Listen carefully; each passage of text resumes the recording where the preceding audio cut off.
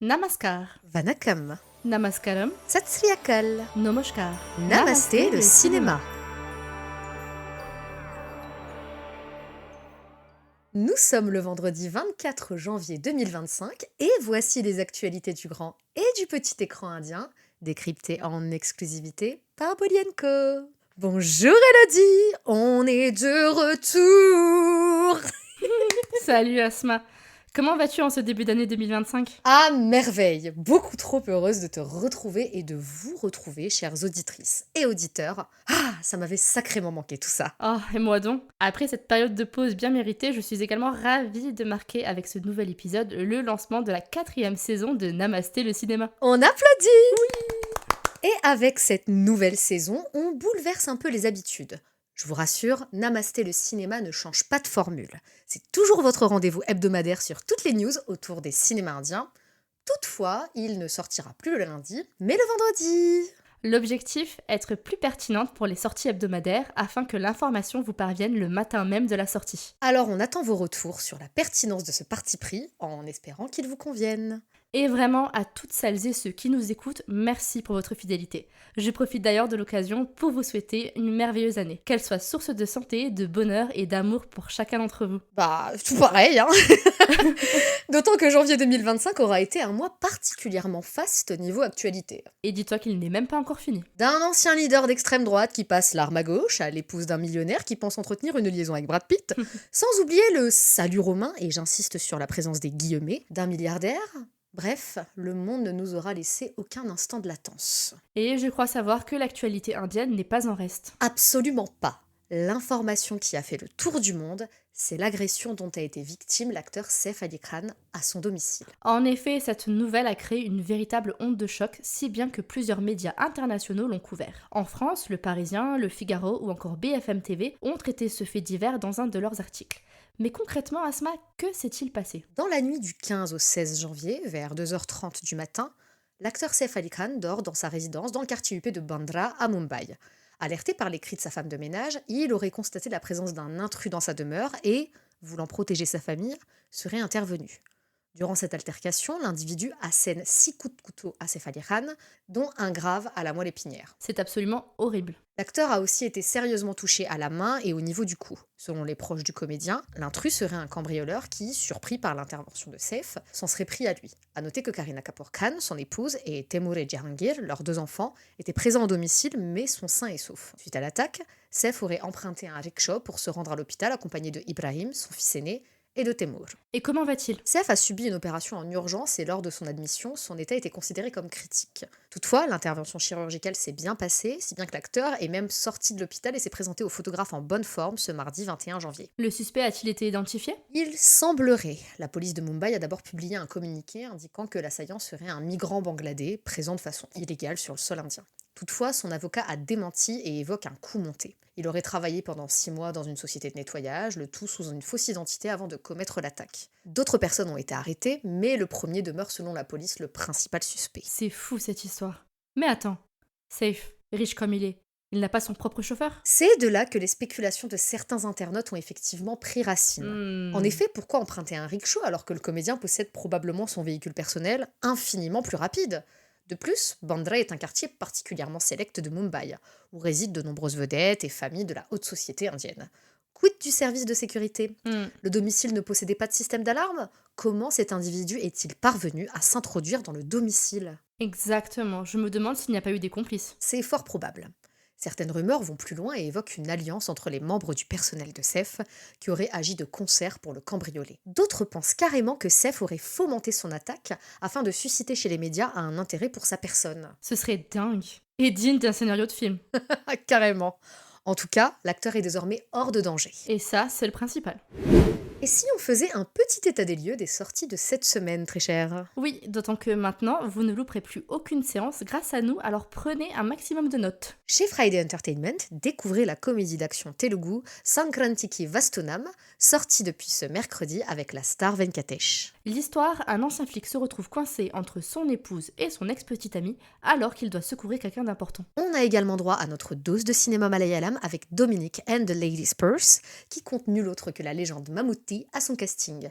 Le film est en salle depuis jeudi et narre le récit d'un détective investiguant le vol d'un sac à main qui cache une affaire bien plus sombre. Du côté de Night des films, on aura droit dès aujourd'hui à Skyforce, un film d'aviateur avec Akshay Kumar, Nimrat Kaur, Sarah Ali Khan et le nouveau venu Veer Paharia. D'autres films poursuivent leur parcours en salle, notamment Madha Gaja Raja avec Vishal et Varalakshmi Sarathkumar qui entame sa 2e semaine d'exploitation. Un autre métrage tamoul est également projeté pour la 2e semaine consécutive grâce au distributeur Filmi Distribution. Kadalik Neramilay, un drame romantique sympathique avec Nitya Menon et Ravi Mohan. Enfin, Friday Entertainment nous prévient d'avance, le film d'action Deva, avec le BG Shahid Kapoor, sortira bel et bien en France dès le 31 janvier prochain. En SVOD sortait vendredi dernier sur Netflix la série documentaire de Roshans, retraçant l'histoire de la dynastie de Hrithik Roshan en remontant à son grand-père, éminent compositeur pour le cinéma indie dès les années 1940. Aussi, pour les malchanceux qui l'auraient manqué en salle, le film d'action Leo, avec Vijay et Sanjay Dutt, est disponible depuis quelques jours sur Netflix. La critique du film est d'ailleurs disponible sur notre site. Pour finir, sur The5, découvrez dès aujourd'hui Hisab Barabar, un thriller avec R. Madhavan sur un agent ferroviaire qui fait face à la corruption. Sacré programme, dis donc. Chère Elodie, en ce début d'année 2025, quel projet à venir a attiré ton attention? Ça vient tout juste de sortir et j'étais assez impatiente de découvrir ce que ce film allait donner puisqu'il est inspiré d'un livre et j'adore les adaptations. Bref, parlons ensemble de la bande-annonce de Chava. शेर नहीं रहा, लेकिन छावा बेबी जंगल में घूम रहा है। फाड़ देंगे मुगल सल्तनत की छाती अगर मराठा साम्राज्य के विरुद्ध सोचने की जुर्रत की। Oula, je viens de la voir aussi. Et qu'en penses-tu? C'est compliqué. Ah. Mais avant ça, un peu de contexte.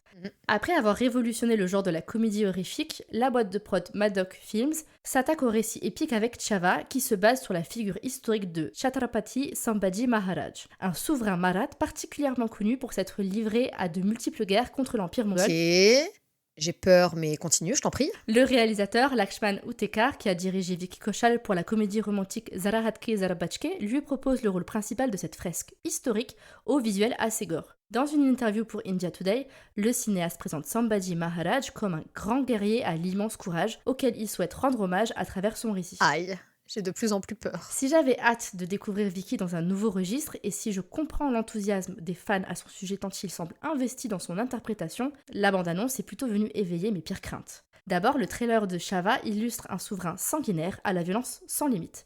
Pourquoi pas, me direz-vous? Pourquoi pas? En effet, ouais. Sauf que ce même personnage semble glorifié par le récit au seul prétexte qu'il est marathe. À l'ère d'une industrie indie où la propagande pro-hindoue est de plus en plus décomplexée, ça n'augure qu'une chose, un film sans nuance qui va passer à côté de son sujet.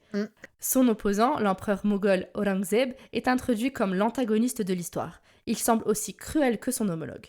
Mais alors pourquoi est-il le méchant tandis que Sambhaji est illustré comme le héros? Attends. Il a une longue barbe, une sale gueule, un regard sombre, une vilaine ride du lion entre les deux yeux. Non, attends, j'ai trouvé. Il est musulman. Bingo! Tu viens de remporter notre jeu, devine qui est le méchant dans un film de Bollywood. Hey. Il faut dire que c'était pas vraiment difficile. Pourtant, l'histoire de Sambhaji est intéressante et m'intrigue. Enfant, il a été envoyé comme otage politique auprès de l'Empire moghol, il s'est battu pour accéder au trône malgré des complots de sa propre famille, bref, comment mettre en avant le tacticien qu'il est censé être si tout ce qu'on nous montre à l'écran, c'est qu'il est capable de se battre à main nue contre un lion? Bon, et quand est-ce que ça sort, histoire d'être sûr que la bande-annonce ne nous induise pas en erreur? Le 14 février, bien que j'ai des doutes sur le fait que ce soit un bon choix pour la Saint-Valentin.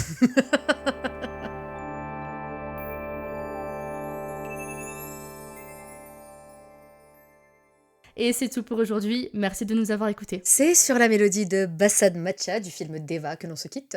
L'occasion pour moi de vous rappeler à quel point, en plus d'être d'une beauté renversante, Shahid Kapoor est un merveilleux danseur. Deva sortira d'ailleurs en France le 31 janvier grâce à Friday Entertainment. Et suis-moi ce filet de bave, Asma. Pardon.